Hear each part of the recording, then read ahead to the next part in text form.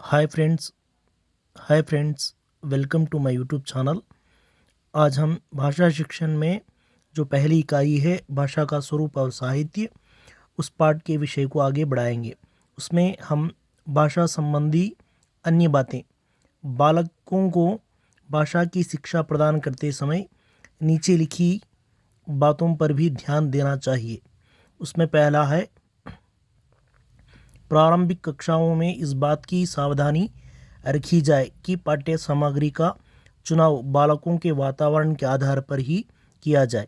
ऐसी कोई बात पाठ्यक्रम में ना रखी जाए जो उनके अनुभव क्षेत्र से बाहर की हो।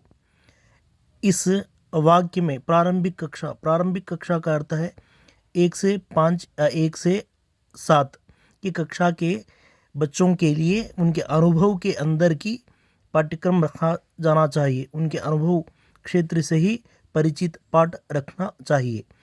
दूसरा, माध्यमिक शिक्षाओं के लिए जो पाठ्यक्रम निर्धारित किया जाए उसका क्षेत्र व्यापक होना चाहिए। व्यापक का अर्थ है ज़्यादा। उसे केवल एक ही देश तक सीमित नहीं रखना चाहिए, उसका संबंध संसार के अन्य देशों से भी होना चाहिए। इस वाक्य को उदाहरण के लिए हम 8वीं कक्षा के छात्र 7वीं कक्षा के छात्र के पाठ्य पुस्तक में हम सामान्य ज्ञान यानी सोशल पाठों में देखेंगे तो स्टेट, नेशनल, वर्ल्ड के हिस्ट्री, ज्योग्राफी सब विषय बताए जाएंगे। तीसरा, उच्च कक्षाओं में छात्रों को इस बात का अवसर देना चाहिए कि वे भाषा के आधुनिक साहित्य का अध्ययन कर सके।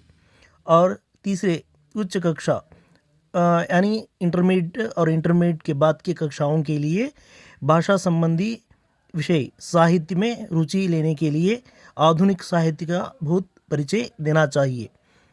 चौथा, भाषा शिक्षण संबंधी उद्देश्यों की विस्तृत सूची अध्यापकों को भेजी जानी चाहिए। भाषा संबंधी परीक्षाएं इन उद्देश्यों पर आधारित होनी चाहिए।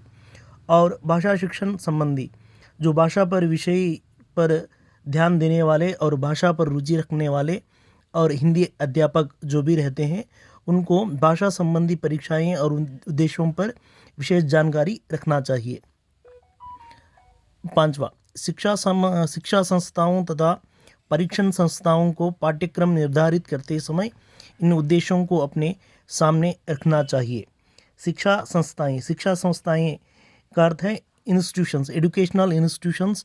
और परीक्षण संस्थाएं का अर्थ है जो बोर्ड संबंधी एग्ज़ाम्स रखे जाते हैं, उनके लिए, उन विषयों के लिए निर्धारित पाठ्यक्रम समय के करते समय इन उद्देश्यों को अपने सामने रखना चाहिए।